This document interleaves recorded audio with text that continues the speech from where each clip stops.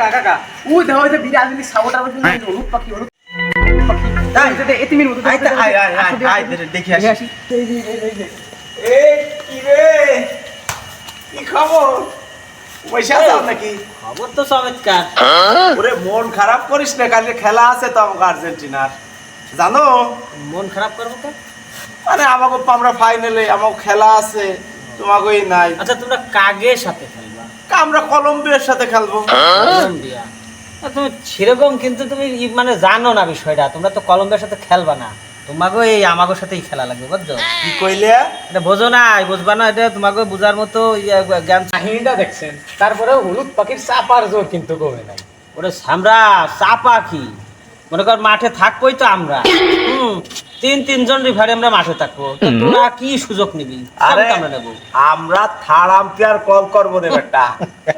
আলার বুকার জগতে আছো, ওখানেও আমরা পেনাল্টি বাতা নিবা, ও দেবো না নে। আরে না রে ভাই, পেনাল্টি বাতায় ওই আমরা 90 মিনিটের আগেই হবো প্যাকেট করে দিবা, সুযোগ বুঝছো? দেবো না নে। তুমি কি জানো না তোমাকে নেইমারের যে কোমর ভাঙিয়ে দিছিল কারা?